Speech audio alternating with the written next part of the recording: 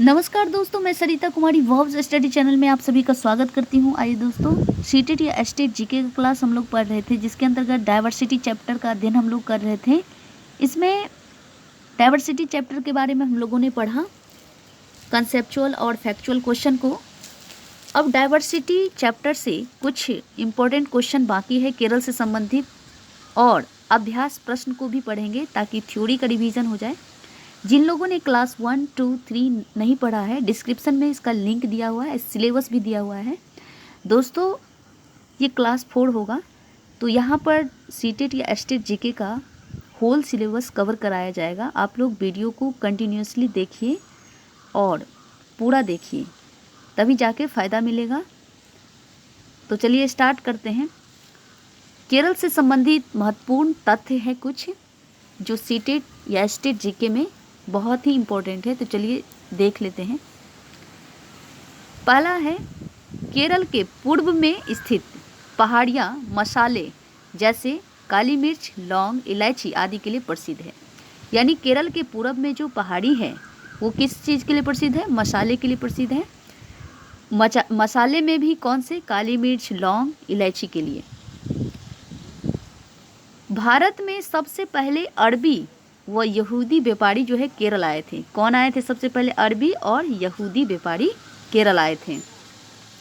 ईसाई धर्म के मिशनरी 47 ईस्वी में संत थॉमस सबसे पहले केरल आए थे। याद रखना है दोस्तों, संत थॉमस 47 ईस्वी में सबसे पहले केरल आए थे। भारत में ईसाई धर्म लाने का श्रेय इसी संत थॉमस को जाता है। 1333 ईस्वी में मोहम्मद बिन तुगलक के काल में मोरक्को से आने वाले प्रसिद्ध यात्री का नाम था इब्न बतूता। इनके बुक का नाम है किताब उल रहला, रहला भी याद रख सकते हैं। में केरल के रहने वाले मुस्लिम समाज का वृत्तांत प्रस्तुत किया गया है। यानी इस रहला में क्या है बुक में? तो केरल में जो रहने वाले लोग हैं मुस्लिम समाज का वृत्तांत जो है प्रस्तुत किया गया है इस रहला पुस्तक में। कितना ईस्वी में आए थे? 1333 ईस्वी में। किसके शासनकाल में? इब्न बतूता, मोहम्मद बिन तुगलक के शासनकाल में। मोरक्को यात्री थे। नेक्स्ट है, 1498 ईस्वी में भारत की यात्रा पर आने वाले पुर्तगाल नागरिक वास्को डी गामा सबसे पहले केरल ही आए थे। वास्को डी गामा ने ही भारत की खोज की, क्योंकि सबसे पहले उन्होंने यूरोप से भारत तक के लिए समुद्री मार्ग की पहचान की थी। वास्को डी गामा ने। केरल के लोगों का मुख्य व्यवसाय क्या है? मछली पकड़ना, मत्स्य पालन करना। मछली पकड़ने के लिए केरल के लोग जो है जिस जाल का प्रयोग करते हैं उसे चीना वाला कहा जाता है, और इस प्रकार के जाल का प्रयोग चीन के लोग द्वारा भी किया जाता है। याद रखना है, जाल का जो प्रयोग करते हैं मछली पकड़ने के लिए उसको क्या कहा जाता है? चीना वाला। और जिस बर्तन का यूज करते हैं तलने के लिए उस बर्तन का नाम है चीना चट्टी। चीना चट्टी होगा, चीना चट्टी कहते हैं इसको। यानी तलने के लिए बर्तन यूज करते हैं तो उसको चीना चट्टी, और जो पकड़ने के लिए यूज करते हैं मछली पकड़ने के लिए तो चीना वाला कहा जाता है। याद रखना है इस दोनों क्वेश्चन को।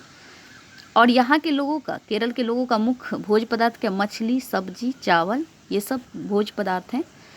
अब अभ्यास प्रश्न को देख लेते हैं, जो कि बहुत ही इम्पोर्टेंट है। पहला है, भारतीय राष्ट्र राज्य का वर्णन करने के लिए विविधता में एकता मुहावरा इन राष्ट्रीय नेताओं में से किसने दिया था? पहला ऑप्शन है सरदार वल्लभ भाई पटेल, दूसरा है पंडित जवाहरलाल नेहरू, तीसरा है बाल गंगाधर तिलक और चौथा है महात्मा गांधी।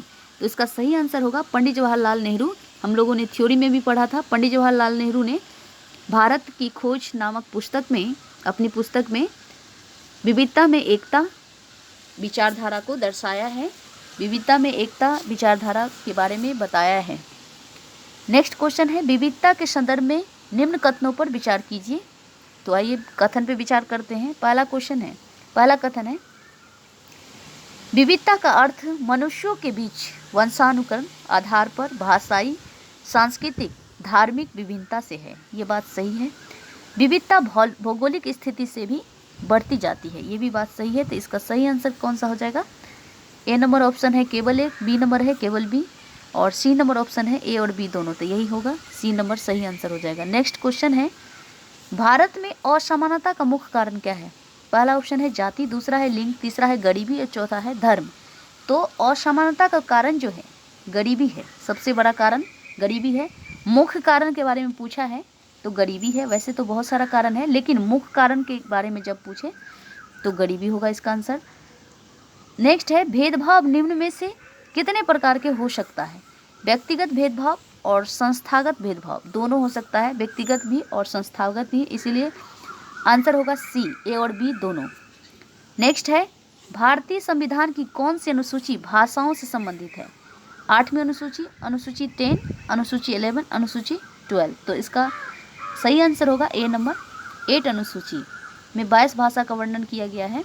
नेक्स्ट क्वेश्चन है, भारत में ईसाई धर्म को लाने का श्रेय है संत कबीर को, संत थॉमस को, संत हेमिस को, संत जॉर्ज को? इसका सही आंसर हो जाएगा दोस्तों, ईसाई धर्म को लाने का अभी हम लोगों ने ऊपर पढ़ा था, संत थॉमस 47 ईस्वी में। नेक्स्ट क्वेश्चन है, भारत में एकता के समक्ष निम्न में से कौन सी चुनौतियां हैं? एकता के समक्ष जो है जातिवाद की चुनौतियां हैं, भाषावाद का भी है, क्षेत्रीयवाद का भी, नक्सलवाद है, भाई भतीजावाद है, ये सारी चीज़ हम लोगों ने मतलब थ्योरी में पढ़ा था। तो इसका सही आंसर होगा ऑल ऑफ दिस। जिन लोगों ने थ्योरी नहीं पढ़ा है डिस्क्रिप्शन में या फिर प्लेलिस्ट से आप लोग पढ़ सकते हैं।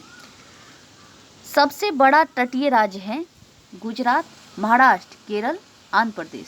तो सबसे बड़ा तटीय राज्य गुजरात है और गोवा सबसे छोटा है। भाषा एवं संबंधित राज्य संबंधित जोड़े को मिलाना है। देखिए, मराठी भाषा महाराष्ट्र में बोली जाती है तो 1 का चौथा, नेपाली भाषा उत्तराखंड हो जाएगा, उत्तर प्रदेश भी होगा, बिहार भी होता है, लेकिन यहाँ पे मैथिली चूँकि दे दिया है तो मैथिली का बिहार हो जाएगा और कोंकणी गोवा हो जाएगा। तो इसका सही आंसर कौन सा होगा? 1 का 4 हुआ था, देखिए 1 का 4 किसी में नहीं है, डी में है, 1 का 4 ये आंसर हो जाएगा डी। नेक्स्ट क्वेश्चन है, निम्न कथनों पर विचार कीजिए। भारत में मैदानी भाग कृषि उत्पादन में विविधता, सर्वाधिक जनसंख्या, सर्वाधिक खनिज उत्पादन के लिए प्रसिद्ध है। तो बात बिल्कुल सही है, मैदानी भाग के बारे में हम लोगों ने पढ़ा था। कहीं पर जो है चावल की खेती होती है, गेहूं की खेती होती है, कहीं फल की खेती होती है, कहीं मसाला की खेती ज़्यादा होती है, इस तरह से विविधता पाई जाती है भारत में। और जनसंख्या भी सर्वाधिक है, खनिज उत्पादन भी सर्वाधिक होता है, प्रसिद्ध है ये भारत। तो इसका ए नंबर तो कथन सही है। बी नंबर कथन देखते हैं, भारत के अरब सागर और बंगाल की खाड़ी में द्वीपीय भाग स्थित है, लक्षद्वीप एवं अंडमान निकोबार। ये भी बात सही है, अरब सागर में लक्षद्वीप स्थित है और बंगाल की खाड़ी में अंडमान निकोबार द्वीप सभी, थ्योरी में भी पढ़ा था हम लोगों ने। तो दोनों बात सही है, तो आंसर कौन सा होगा? दोनों सही होगा, सी नंबर आंसर सही होगा, राइट होगा। निम्न में से किस पठार को विश्व की छत कहा जाता है? विश्व की छत तिब्बत के पठार को कहा जाता है, हम लोगों ने पढ़ा था, ए नंबर सही आंसर होगा। नेक्स्ट क्वेश्चन है, किताब उल रहला में केरल के मुस्लिम समाज का वृत्तांत करने वाला मोरक्को यात्री इब्न बतूता ने किस सन में भारत आया जो मोहम्मद बिन तुगलक का समकालीन था? तो इसका सही आंसर होगा 1333 ईस्वी में, अभी हम लोगों ने पढ़ा, इसका बी नंबर सही आंसर होगा। नेक्स्ट क्वेश्चन है, भारत की कुल तटीय सीमा पर कितने राज्य अवस्थित है? कुल तटीय सीमा पर पहला ऑप्शन है 8 राज्य, दूसरा है 7 राज्य, तीसरा है 9 राज्य और चौथा है 10 राज्य। इसका सही आंसर हो जाएगा 9 राज्य, यानी सी नंबर सही आंसर होगा। नेक्स्ट क्वेश्चन है, केरल के लोग जिस जाल का प्रयोग मछली पकड़ने के लिए करते थे उसी प्रकार के जाल का प्रयोग चीन लोग करते थे, उसे क्या कहा जाता है? तो अभी हम लोगों ने पढ़ा था, चीना वाला कहा जाता है, सही ऑप्शन ए हो जाएगा। और चीना चट्टी यहाँ पे जो तलने के लिए, मछली को तलने के लिए यूज किया जाता था, उसको चीना चट्टी कहा जाता था। नेक्स्ट क्वेश्चन है, कला और नृत्य संबंधी गलत जोड़े कौन सा है? गलत जोड़ा पहचानना है तो राउफ जो है जम्मू कश्मीर का है, ये तो सही है। गरबा गुजरात का है, ये भी सही है।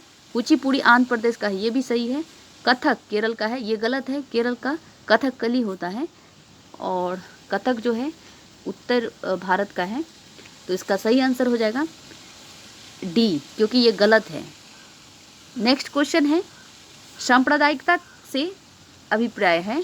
पहला ऑप्शन है, किसी समाज में विभिन्न वर्गों व संप्रदाय विशेष के बीच किसी विशेष समस्या घटनाओं के परिणाम स्वरूप आपसी द्वेष विरोध में होने वाली जो घटना है उसी को सांप्रदायिकता कहते हैं। ए नंबर ऑप्शन इसका सही हो जाएगा। नेक्स्ट है, कक्षा में लैंगिक भूमिका के बारे में चर्चा करते हुए आप किस बात पर बल देंगे? लैंगिक भूमिका के बारे में चर्चा कर रहे हैं तो पहला ऑप्शन है, चूंकि लड़के आगे जाकर अपने परिवार के लिए धन अर्जन करेंगे, अतः उन्हें विद्यालय जाना चाहिए। तो ये गलत है, ये एक रूढ़िवादिता विचारधारा है। नेक्स्ट है, समाज में व्याप्त लैंगिक रूढ़िवादिता को सार्थक रूप से संबोधन करने की आवश्यकता है। ये बात सही है, लैंगिक रूढ़िवादिता जो है समाज में व्याप्त, उसको दूर करने के लिए सार्थक रूप से कदम उठाना होगा। तो ये बात सही है, आंसर हो जाएगा बी। नेक्स्ट क्वेश्चन है, जब किसी व्यक्ति या समूह को किसी प्रतिरूप यानी इमेज के साथ जोड़ दिया जाता है तो उसे क्या कहा जाता है? प्रताड़ित, मूर्ति, भेदभाव, रूढ़िबद्ध। तो इसका सही आंसर डी हो जाएगा, रूढ़िबद्ध। नेक्स्ट क्वेश्चन है, निम्न पर विचार कीजिए, धार्मिक आधार पर, आर्थिक आधार पर, सामाजिक आधार पर उपरोक्त में से किस या किन आधारों पर भारतीय समाज में भेदभाव देखा जा सकता है? तो तीनों आधार पे देखा जा सकता है, धार्मिक आधार पे भी, सामाजिक आधार पे भी और आर्थिक आधार पे भी देखा जाता है। तो इसका सही आंसर हो जाएगा all of above. Next question, doctor Bhimrao Ambedkar किस जाति के थे? महार जाति के, क्षत्रिय, जुलाहा या ब्राह्मण? तो इसका सही आंसर ए नंबर होगा, महार जाति के। हम लोगों ने थ्योरी में भी पढ़ा था, जिन लोगों ने थ्योरी नहीं पढ़ा है डिस्क्रिप्शन में दिया हुआ है, आप पढ़ सकते हैं। उम्मीद करते हैं दोस्तों आप लोगों को अच्छा लगा है दोस्तों। लाइक, सब्सक्राइब, कमेंट, शेयर जरूर करें ताकि मैं आप लोगों के लिए इससे भी बेहतरीन वीडियो लाने का प्रयास करूंगी। दोस्तों आप लोग सब्सक्राइब कीजिए, यहाँ पर होल सिलेबस कवर कराया जाएगा। नमस्कार, जय हिंद, जय भारत। मिलते हैं नेक्स्ट वीडियो में।